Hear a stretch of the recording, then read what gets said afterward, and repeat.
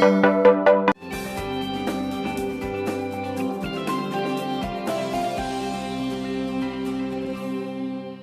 Again welcome back. YouTube Pakistan में आप सबको खुशामदीद कहते हैं। और ये शिकायत हर शख्स को है, अब तो हर शख्स को ही है कि महंगाई बढ़ती जा रही है। और सिर्फ अब ये कहा नहीं जाता, ये हकीकत भी है कि वो जो पाकिस्तान में कहते थे कि एक एलीट क्लास है गरीब है और एक मिडिल क्लास है जो अपने कल्चर को भी, अपनी सकाफ़त को भी, अपने रिलीजियस इन सब चीज़ों को बड़ी खूबसूरती के साथ लेकर चलती है और कहते हैं कि बड़ा अहम किरदार अदा करता है ये जो मिडिल क्लास है। लेकिन ये जो महंगाई है, जो इस वक्त एक महंगाई का तूफ़ान है, इसने लिटरली जो है वो इस वक्त लोगों का बुरा हाल कर दिया है। मतलब आई एम रियली सॉरी बट मैं अब ये भी कहने पर आ गई हूँ, वो लोग जो ज़कात देते थे आज वो उसके मुस्तहिक हो गए हैं, ये हाल रहा है। इसमें बहुत बड़ा किरदार इस कोविड-19 का भी रहा। अब इसमें आप क्या कह सकते हैं, इसका शिकार तो पूरी दुनिया हुई और पूरी दुनिया की इकॉनमी जो है उसने सफ़र किया। लेकिन कहीं ना कहीं कुछ गलतियाँ, कुछ गलत फ़ैसले हमारी तरफ से भी हुए, मतलब सरकार की तरफ से भी हुए, जिसका नतीजा ये भुगतना पड़ा कि आवाम जो है वो मुश्किल का शिकार हो गई। और जब भी आप कभी कंप्लेन करते हैं, आप कहते हैं कि ये चीज़ महंगी क्यों है, तो सामने वाला कहता है जी पीछे से महंगी आ रही है। वो पीछे वाले कौन हैं, ये कौन नामालूम अफराद हैं जो पता नहीं चल रहे, मिल नहीं रहे। जो हमारे वज़ीर आज़म साहब, अल्लाह ताला उनको सलामत रखे, उनको तौफीक दे बेहतर और फ़ैसले करने की। वो बार बार जो है वो इंक्वायरी बिठाते हैं और कहते हैं कि सबका एहतसाब होगा। जो महंगाई करते हैं हमेशा जब वो नोटिस करते हैं उसके बाद दोबारा से महंगाई ज़्यादा बढ़ जाती है। तो मैं तो उनसे कहूँगी ज़रा नोटिस कम लें, क्योंकि आपके हर नोटिस पे महंगाई बढ़ती है, हमें परेशानी होती है बहुत ज़्यादा। इसी हवाले से हम बात करेंगे कि इकॉनमी किस तरफ जा रही है, मामलात क्या हैं और इसे कैसे कंट्रोल किया जाएगा एंड क्या आवाम क्या कर सकती है इस हवाले से। तो हमारे साथ बड़ी रेलेवेंट पर्सनालिटी मौजूद हैं जो वर्ल्ड वाइड जो 5 इकोनॉमिस्ट हैं उनमें इनका टॉप रैंकिंग में इनका नाम आता है। इसके साथ साथ ये Beijing institute of technology China में एज ए प्रोफेसर भी पढ़ा रहे हैं, रिसर्च फेलो कैम्ब्रिज यूनिवर्सिटी हैं। 600 रिसर्च पेपर एंड 5 किताबें जो हैं ये इनकी पब्लिश्ड हो चुकी हैं। सो माशाल्लाह से चाहे इकॉनमी हो या सोशल इश्यूज़ हो, बहुत बेहतरीन ग्रिप रखते हैं। तो आज इन्हीं से जानेंगे कि आखिर इस महंगाई के जिन को बोतल में कैसे बंद किया जा सकता है। So let's welcome professor doctor Mohammad Shahbaz. अस्सलाम वालेकुम एंड वेरी गुड मॉर्निंग। कैसे हैं आप? मैं बिल्कुल ठीक हूँ, आप कैसे हैं? हम इतने सताए हुए लोग हैं ना कि मैं और ये मेरे अपने ऐसी बातें करते हैं कि पहले आप ग्रोसरी करने जाते थे तो कभी 2-3 महीने बाद ही होता था कि जी थोड़ा बजट में फ्लक्चुएशन। अब तो जब आप एवरी 15 डेज़ या एवरी मंथ जब आप ग्रोसरी करने जाओ तो होता ये है कि 5-10 हज़ार रुपये का डिफरेंस आ रहा होता है।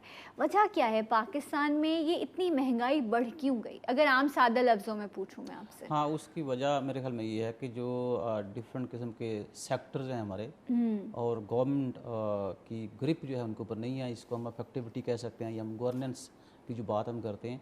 तो हर बंदे अगर आप थोड़ा सा उसकी, मैं एग्ज़ाम्पल एक गांव से हूँ, बेसिकली मैं गांव की एग्ज़ाम्पल दूँ आपको।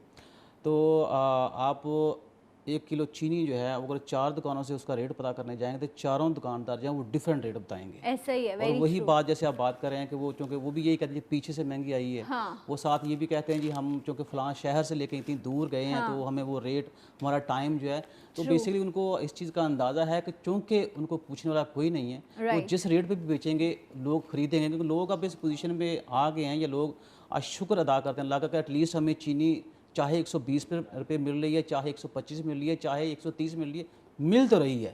तो ये एक बड़ी अलार्मिंग सिचुएशन है गवर्नमेंट के लिए कि कहीं ऐसा ना हो कि अभी तो चीज़ें चलो महंगे दामों में मिल रही हैं लेकिन हो सकता है कि आने वाले दिनों में ये चीज़ें ना मिल पाएँ। तो उसकी रीज़न जैसे वो वजह क्या है, मतलब डिमांड बढ़ जाती है इसलिए लोग सप्लाई रोक देते हैं ताकि और चीज़ों को महंगा किया जाए, क्या है? मैं चाहती हूँ बड़ी सतही सी बात हो ताकि जो आम मेरे देखने वाले उनको ये चीज़ समझ आए। आप एक ज़री मुल्क हैं। हाँ। और ज़राअत का कंट्रीब्यूशन जो है 70% हाँ कंट्रीब्यूशन है। कंट्रीब्यूशन आप देखें, और ज़राअत के अंदर में हर के मोर देन 90% वो लोग जो ज़राअत के साथ डायरेक्टली इनडायरेक्टली मुंसलिक हैं। और उसके बाद अगर फ़र्ज़ के आपको गंदम जो है वो रूस से इंपोर्ट करनी पड़े और हम ट्वीट से बताएं कि जी अल्लाह का शुक्र है कि अब आने वाले चंद दिनों में गंदम जो है वो रशिया से पाकिस्तान आ जाएगी, तो ये तो शर्म की बात है। वो आप बिल्कुल शर्म की बात है। दूसरी तरफ आप देखें कि आप ज़री मुल्क हैं और आप टमाटर जो है वो ईरान से इंपोर्ट कर रहे हैं और आप ज़री मुल्क हैं, उस ज़री मुल्क के अंदर ये हाल है कि आपको अंदाज़ा नहीं, आपने प्रोजेक्शन नहीं की एनुअल या हर क्वार्टर में प्रोजेक्शंस की जाती हैं जिसमें डिमांड सप्लाई जो है उसका हिसाब रखा जाता है, और आपको इस चीज़ का अंदाज़ा ही नहीं है कि जो आपके माफियाज़, और ये कोई नई बात नहीं है, प्राइम मिनिस्टर साहब अब ट्वीट कर रहे हैं कि ये मुझे अंदाज़ा हुआ है कि महंगाई के पीछे जो ज़ख़ीरा अंदोज़ी है, ये तो पिछले कई दहाइयों से जो होर्डिंग का इशू जो पाकिस्तान के अंदर चलता आ रहा है। तो मेरा नहीं ख्याल कि वो ट्वीट करके उन्होंने कोई नई बात लोगों को बता दी है, लेकिन उसमें खुशी की बात ये कि उनको अब अंदाज़ा हो गया 2.5 साल के बाद। तो वो जो अच्छा, माफिया, लेकिन ये भी अल्लाह का करम है कि इस गंदुम में कीड़ा लग जाता है, वरना तो शायद ये बिल्कुल ही नापैद हो जाती, तो इनको फिर भी लोगों को देनी पड़ जाती है, चाहे महंगे दामों दें, वरना तो शायद और बुरा हाल करते ही अपने लोगों का, जिस तरह के माइंडसेट्स बैठे हुए हैं यहाँ पर। अब मुझे बताइए कि इससे और बुरा हाल क्या हो सकता है कि जैसे आप अभी इंट्रो में बात कर रहे थे कि वो मिडिल तबका या वो लोग जो ज़कात देते थे, अब वो ज़कात लेने पे खुद मजबूर हो गए हैं। और इसकी रियलिटी मैं इसको थोड़ा सा इस तरह देखता हूँ कि मैं ये तकरीबन लास्ट मंथ में कराची आया था। उस वक्त मैं 2-3 प्रोग्राम थे, उसके लिए चैनल मुझे बुलाया था, तो मुझे अब अंदाज़ा होता है कि पिछले मेरे विज़िट की निस्बत अब की दफ़ा मुझे सड़कों पर बेकारी जो है वो पहले से ज़्यादा नज़र आ रहे हैं।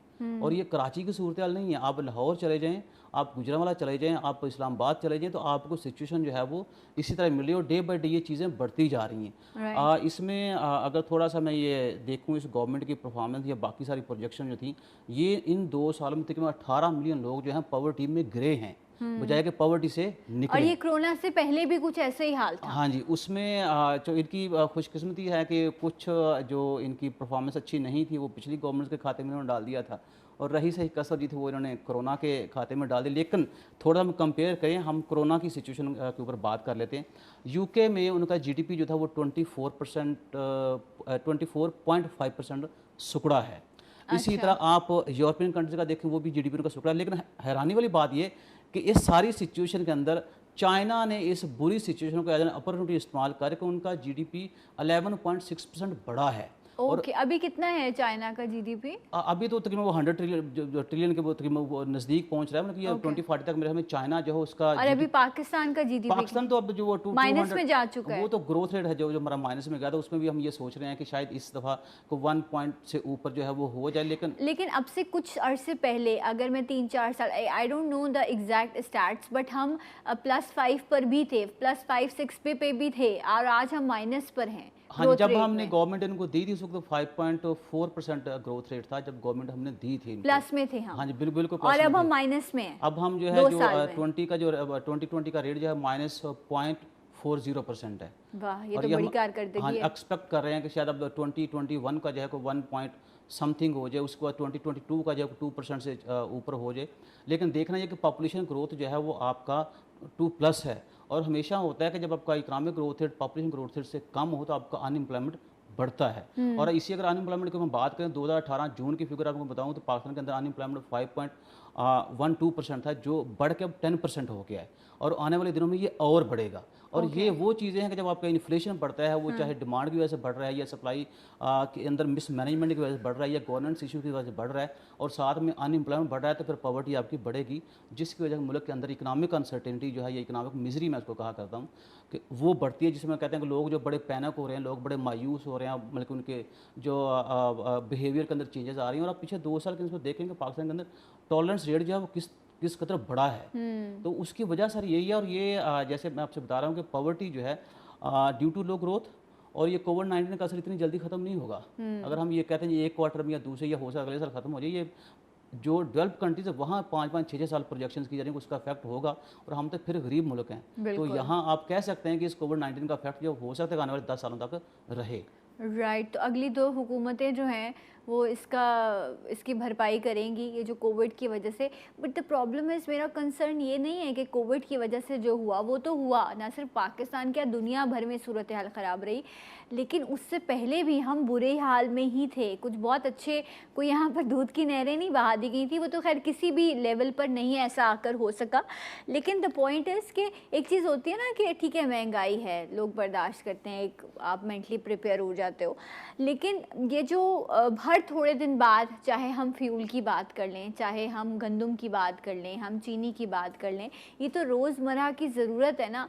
सिर्फ अब हमारे लिए शायद ये हवा रह गई है जो हम बग़ैर टैक्स के हमें मिल जाती, अदरवाइज़ तो हर चीज़ पर जो है वो आपको टैक्स लगा दिया गया है। जो टैक्स देता है वो अपनी तनख्वाह पे भी टैक्स देता है। अब मैं अगर टैक्स देती हूँ, मैं अपनी तनख्वाह पे भी दूँगी, मैं कहीं होटलिंग करने जाऊँगी उस खाने पे भी दूँगी, मैं प्रोविंशियल टैक्स भी दूँगी, तो फिर मैं तो गलती कर रही हूँ ना। उसके बावजूद भी ना मुझे साफ़ सड़कें मिल रही हैं, ना मुझे पीने का साफ़ पानी मिल रहा है, तो इसका मतलब है कि मेरा तो नुकसान हो गया, और जो नहीं दे रहा वो खुश है इस मुल्क में। हाँ, उसमें जहाँ तक टैक्स की बात करें, मैंने तकरीबन को 30 से 40 मुल्क जो विज़िट किए हैं अपने सारे इस टेन्योर के अंदर, दुनिया में मैंने कहीं खाने को वो टैक्स नहीं देखा। और यहाँ 13%, 16%। दुनिया में मैंने कहीं पे भी ख़ासकर जो है ये जो क्लोथिंग वगैरह आप करते हैं, टैक्स होता है लेकिन बहुत कम होता है। राइट। हाँ, उसमें फिर ये लोग करते हैं जैसे बिल्कुल गरीब लोगों को अकोमोडेट करने के समटाइम वो कह लें कि आप उसको वो अच्छा, I am really sorry to cut you, but इस टेक्स्ट पे मैं चाहूँगी आपसे हम तफसील से बात करें। एक ब्रेक ले लेती हूँ, जब हम ब्रेक से वापस आएंगे तो डेफिनेटली हम इतना टैक्स देते हैं, उसके बदले में हमारा हक है कि हमें सारी चीज़ें बड़ी बेहतर मिलें। इस पर बात करेंगे राइट आफ्टर दिस ब्रेक। हमारे साथ रहेगा जी उठा पाकिस्तान।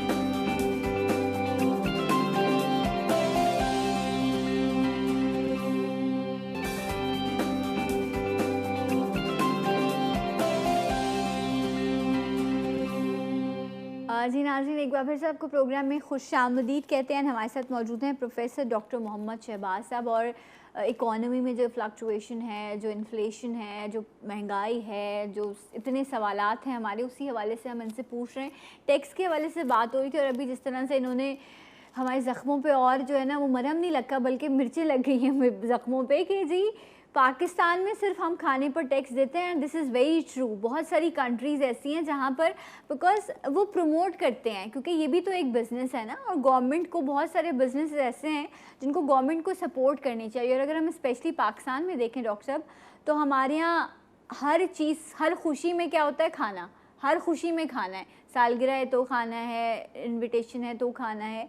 तो I think, do you think कि ज़्यादा ही लोगों को दबा दिया गया है टैक्स लेने के चक्कर में? नहीं, लोग तो ऑलरेडी दब चुके हैं उसमें, हम कहें कि वो और काफ़ी देर से वो दबे हुए हैं। जैसे हम बात करते खाने की बात कर रहे थे, और जो मैं लाहौर में चूँकि होता हूँ, तो अक्सर आप एक चीज़ भूल गए हैं, शायद वो हो सकता है कराची के अंदर ऐसा ना हो।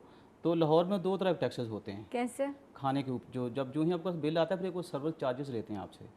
Is kind of a new tax by the restaurants. Service charges? Service charges seriously? हाँ जी। उसके बाद जीएसटी जो है वो तो उसके ऊपर पे करते हैं, तो सर्विस चार्जेस जो हैं वो भी वो आपसे वसूल करते हैं। तो 2 टैक्स जो है ना वो आपसे वसूल किए जाते हैं खाने की मेज़ के ऊपर।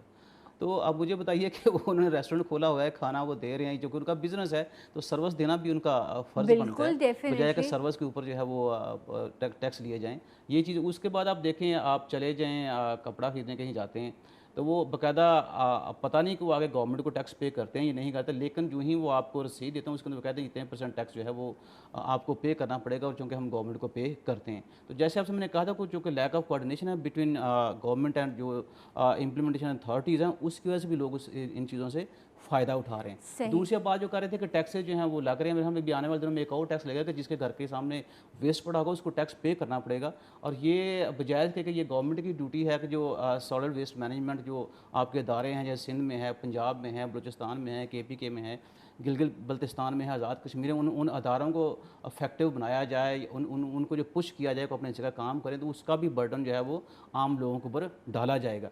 उसके बाद आप देखेंगे जब आप, लेकिन उससे पहले एक सवाल तो मैं करती हूँ ना, अगर if we are tax payer, हमने अपना NTN नंबर और ये सब चीज़ें की हुई हैं, तो एक सिविलियन होने के नाते, इस शहर का सिटीज़न होने के नाते, तो फिर एक टैक्स पेयर ये भी तो सवाल कर सकता है ना कि मुझे टूटी हुई सड़कें क्यों दी जाती हैं, मुझे सेवरेज की लाइन की पानी की लाइन मिक्स करके क्यों दी जाती है, मैं पानी क्यों ख़रीद के पीऊँ?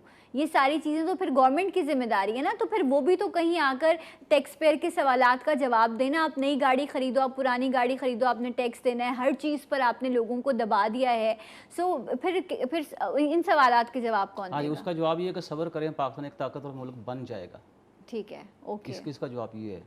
तो चूँकि हम सब्र ही कर रहे हैं। हाँ। जहाँ तक बात क्वेश्चन की, अवाम बिल्कुल वो गवर्नमेंट से पूछ सकती है और गवर्नमेंट जवाब दे है, लेकिन बात खाली ये नहीं है कि आप पूछें और गवर्नमेंट जवाब दे।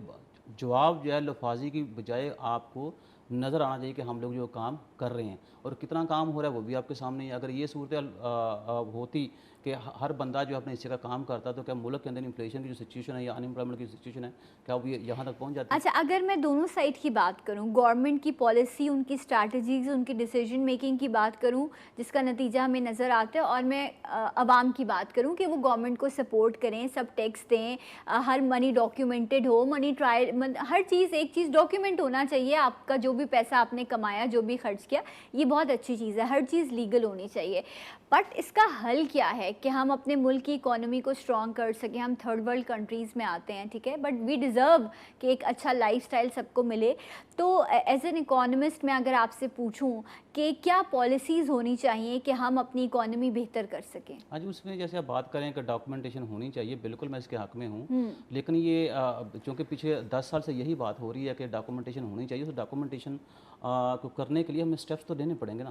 और ये चूँकि आपके पॉपुलेशन जो इतनी एजुकेटेड नहीं है, क्योंकि पाकिस्तान के अंदर एजुकेशन रेट जो है पहले की निस्बत बढ़ता जा रहा है, लेकिन with the passage of time दुनिया के साथ आपको चलना होता है। जो फिर दुनिया के अंदर एडवांसमेंट्स होती हैं, वो हमें एडवांसमेंट जो अडाप्ट करनी होती है, ठीक है। अब जैसे डॉक्यूमेंटेशन की बात है, पूरी दुनिया जो डिजिटलाइजेशन के ऊपर जा रही है, जैसे हमने तानिया बदरी साहबा को इम्पोर्ट किया था, पता नहीं वो क्या वजह बनी कि वो फिर छोड़ के चली गई, तो वो हमने जो ख्वाब देखा था कि पाकिस्तान को डिजिटलाइज करेंगे, वो मेरा ख्याल से हमें पूरा होता हुआ नज़र नहीं आ रहा। तो हमें स्टेप बाय स्टेप जो है, जो रिफॉर्म्स की हम बात करते हैं, पाकिस्तान के अंदर हमें इकनॉमिक रिफॉर्म्स लेने की ज़रूरत है, हमें फाइनेंशियल रिफॉर्म्स लेके आने की ज़रूरत है, हमें स्ट्रक्चरल रिफॉर्म जो है उसकी ज़रूरत है। हाँ, देखें, गवर्नमेंट ने बिल्कुल कमेटी बनाई है, रिफॉर्म्स कमेटी, उसके अंदर बहुत माशाल्लाह जय्यद और पढ़े लिखे लोग हैं पाकिस्तान के। अब मसला ये है कि वो लोग कर क्या रहे हैं?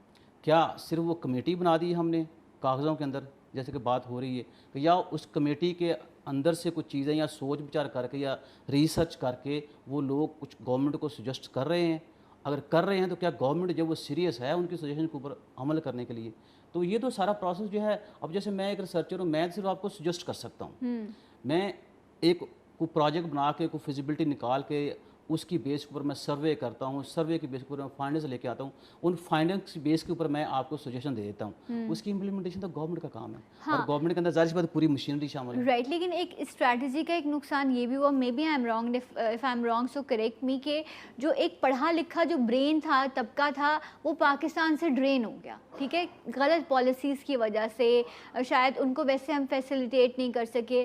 फिर उसके बाद अगर हम ये कहते हैं कि पाकिस्तान में गवर्नमेंट तो ये कहती है कि अवाम के पास बहुत पैसा है, लेकिन आप उस पैसे को डॉक्यूमेंट करने के लिए इस तरह की सख्त पॉलिसीज़ लाते हो और फिर कहते हो ये डेट है, ये डेडलाइन है, उसकी वजह से भी लोगों को बड़ा नुकसान पहुंचा। आई थिंक यहाँ पर म्यूचुअल सपोर्ट के साथ इंडस्ट्रीज़ हैं या बिज़नेस ग्रो करना चाहिए था, ताकि पढ़े लिखे लोग अच्छी कुर्सियों पे जाके बैठते, जो थोड़ा कम पढ़े लिखे लोग हैं उनको भी लेबर के तौर पर नौकरियाँ मिलती। तो आई थिंक ये बड़ा सिंपल सा काम था। जब मैं एक आम शख्स ये बात कर सकती हूँ, तो गवर्नमेंट के पास तो इतने पैसे दे के इन्होंने लोग रखे हुए हैं जो इनको पॉलिसीज़ बना के देते हैं, वो क्या कर रहे हैं? फिर बस तनख्वाहें लेने बैठे हैं। उसमें हम सना बात को इस तरह से कर सकते हैं कि जैसे अभी यूथ की बात करें, तो बहुत सारे पाकिस्तान का जो अच्छा ब्रेन था वो ड्रेन हो चुका है। उसकी शायद वजह ये है कि चूँकि with the passage of time अगर हम थोड़ा सा गवर्नमेंट को देखें, तो जो पाकिस्तान की जीडीपी, तो उसका साइज़ जो है वो सुकड़ गया है। अब देखें, जब भी किसी इकॉनमी का केक बड़ा होता है तो सारे लोग खाते हैं इन द फॉर्म ऑफ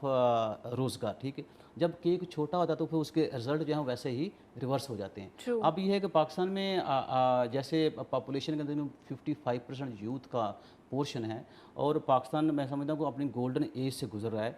तो हम अपनी इस यूथ को खपाने के लिए पहले तो कैपेसिटी पैदा करें अपनी इकॉनमी के अंदर, फिर जो यूथ है उसको स्किल्स सिखाएं। इसकी बेहतरीन एग्जांपल जो है चाइना है। चाइना ने अपने लोगों को एजुकेट किया है कि एंटरप्रेन्योरशिप क्या होती है और कैसे आप एंटरप्रेन्योर बन सकते हैं, बिजनेस जिसे आम ज़बान में कहते हैं। तो उन्होंने लोगों को बिजनेस करना सिखाया। ये गवर्नमेंट की जिम्मेदारी होती है, क्योंकि एजुकेशन किसने देनी होती है? गवर्नमेंट ने देनी होती है। जहाँ तक दूसरी हम बात कर रहे हैं कि इसकी हमारे यहाँ जो पॉलिसी जो हैं, वो देखिए, मैं तो एक बड़ी सिंपल सी बात करता हूँ कि आपके घर के मसाइल जो होते हैं ना, उसको आपसे बेहतर कोई नहीं समझ सकता। ट्रू। तो इसलिए आपके जो घर के लोग हैं, और हमारे यहाँ इतने अच्छे अच्छे लोग हैं माशाल्लाह को, जो बाहर की यूनिवर्सिटी में पढ़ा रहे हैं, बाहर कंसल्टेंसी कर रहे हैं, बाहर एडवाइजरी बोर्ड मतलब वो गवर्नमेंट के साथ वो काम उनके चल रहे हैं, तो उनको थोड़ा सा एक दफ़ा चांस दें वो लोग। और सबसे बड़ी जो बात ये हमें पाकिस्तान में हुई है, खासकर इस गवर्नमेंट के अंदर, बहुत सारे आपने इररिलेवेंट लोगों को इररेलेवेंट पोजीशन पर बिठा दिया है। बल्कि मैं उनका नाम भी आपको बता सकता हूँ, लेकिन हम चीज़ों को इतना ज़्यादा डिस्क्लोज नहीं करते। तो ये भी एक बड़ा फैक्टर है, क्योंकि आप जब किसी काम के लिए बंदा चुनते हैं, उसका फैसला कप्तान ने करना होता है। जैसे ये सारे कहते हैं कि हमारे कप्तान साहब जो हैं वो बड़े ईमानदार हैं, उसमें हमें बिल्कुल कोई शक नहीं है कि वाकई ईमानदार हैं, and he wants to do something for the nation. But issue ये है कि वो जो पूल उसके पास है उसी में से बंदे चूज़ करने हैं। तो ये ड्यूटी जो है ये कप्तान साहब की, कि उन्होंने अच्छा बंदा किस वक्त। अच्छा, कभी कभी ऐसा होता है कि ज़रूरी नहीं है अच्छा फ़ैसला सही फ़ैसला हो, ठीक है। एक होता है पॉपुलर, कहते हैं ना कि आपने ये जो भी कमेंट किया दिस इज़ वेरी पॉपुलर, तो ऐसी चीज़ें तो हम सुनते आए हैं और वो लोगों को बहुत पसंद भी आई। लेकिन द पॉइंट इज़ कि अब आगे क्या, अब फिज़िकली या आप अब प्रैक्टिकली चीज़ें जो हैं वो सामने आ रही हैं। आपने जो कहा, जैसा कहा, लोगों ने उसमें भरपूर साथ दिया, सपोर्ट किया। But this is the high time to do something for your nation, for your people. They all demand for it ना, बिकॉज सब बहुत मुश्किल में, सब बहुत तकलीफ़ में है। आप यूथ की बात कर रहे थे, एक चीज़ और मैं आपसे जानना चाहूँगी। जहाँ हम कहते हैं कि उनको नए नए मौके मिलने चाहिए, वहीं मैं ये भी सुनती हूँ कि जी अब तो प्रॉक्सी वॉर है और हमने अपने ये जो यंग ब्रेन्स हैं इनको जो है वो डाइवर्ट कर दिया है, ये लोग फिज़िकली कोई काम नहीं करना चाहते। ओके, फॉर अ टाइमिंग, जिस तरह अभी कोरोना रहा, बहुत सारे लोगों ने ऑनलाइन बिजनेसेस शुरू किए, ठीक है। लोगों ने अपने यूट्यूब चैनल्स बना लिए, डिफरेंट एप्लीकेशंस हैं जहाँ पर लोगों ने ख़ुद को इंडोर्स किया और वहाँ से लोग पैसा कमा रहे हैं, ठीक है। Do you think is it right कि गवर्नमेंट कहे कि नहीं जी आप यहाँ से पैसा क्यों कमा रहे हो, ये ऐप भी बंद कर दो, ये ऐप भी बंद कर दो। आई डोंट नो कि इससे इकोनॉमी को कितना फ़ायदा पहुँचता है, बट एक शख्स जो घर में बैठा है, उसमें एक आम औरत भी है, एक पढ़ा लिखा बच्चा भी है। आई नो वो फिज़िकल एक्टिविटी नहीं कर रहा, बट वो अपने घर को चलाने के लिए कुछ अमाउंट तो जनरेट कर रहा है ना। May be he is the part of that proxy war. What do you think about it? हाँ, उसमें देखें, जैसे आपको मैं बता रहा था कि यूथ जो है वो पॉपुलेशन का 55% है, और होल वर्ल्ड नोज़ कि ये पाकिस्तान का बहुत बड़ा एसेट है। और जब दुनिया के साथ, अब ग्लोबल विलेज बन चुकी दुनिया, और आपको पता है कि आपके दुश्मन भी हैं, आपके दोस्त भी हैं। हाँ। तो ये आपकी ड्यूटी बनती है कि आपके एसेट जो होते हैं उनको सिक्योर आपने कैसे करना है। जब आपको पता है कि पाकिस्तान के खिलाफ 5th जनरेशन वार शुरू हो चुकी है, उसके अंदर वो बहुत सारे पोलिटिकल फैक्टर्स हैं, उसके ऊपर वो पॉजिटिव नेगेटिव कमेंट्स भी आते हैं, आपकी गवर्नमेंट्स हैं उसके ऊपर पॉजिटिव नेगेटिव कमेंट्स भी आते हैं। तो वहाँ यहाँ फिर वही बात आती है कि आपकी यूथ जो है वो एजुकेट गवर्नमेंट ने करना है। अगर आपको इसी तरह की प्रॉक्सी वार बनती है, या आपको लोग उसमें इनवाइट करते हैं, इन्वॉल्व करते हैं, या 5th जनरेशन वार अगेंस्ट पाकिस्तान उसके अंदर लोग इन्वॉल्व करते हैं, तो आपने अपने आप को बचाना है। क्योंकि इससे क्या होगा, अब इससे दो नुकसान मुल्क को हो रहे हैं। एक नुकसान ये कि जो आपका एसेट था वो आपका डिस्ट्रॉय हो रहा है, और दूसरा जो दुश्मन आपका चाहता था वो मुल्क के अंदर है या मुल्क से बाहर है, कि इस मुल्क का नेगेटिव इमेज जो है उसको प्रोपोगेट किया जाए, पूरे वर्ल्ड के सामने पेश किया जाए, और वो दोनों चीज़ें हो रही हैं। अगेन यहाँ पे आपको मेरा ख्याल है कि नेशनलिज्म जो है उसको प्रमोट करना चाहिए, जैसे हमारा मीडिया है। बल्कि मैं अक्सर देखता हूँ ड्रामों के अंदर सास बहू जो है उसके झगड़े से ड्रामा हमारा बाहर ही नहीं निकल पाया, या ड्रामों के अंदर अफेयर्स होते हैं। क्या ऐसा पॉसिबल नहीं है कि हमारी फिल्म इंडस्ट्री है, हमारा ड्रामा जो है वो हमारे छुपे हुए हीरो जो हैं उनके बारे में ड्रामे बनाए, उनके बारे में फिल्में बनाए, ताकि नेशनलिज्म जो है उसको प्रमोट किया जाए। तो आप देखें कि जिन कौमों के अंदर नेशनलिज्म जो है वो स्ट्रांग हुआ है, उन कौमों को इस तरह के प्रॉक्सी वार जो है उन्होंने कभी भी इफेक्ट नहीं किया। सही। जहन साजी का एक जो बेहतरीन इंतखाब होता है वो ये भी होता है कि आप एक यकसा तालीमी निज़ाम दें लोगों को, ठीक है। यहाँ पे एक मदरसे वाला और एक ओ लेवल्स के बच्चे को आप साथ बिठा दें तो वो एक दूसरे से बात तक नहीं कर सकते।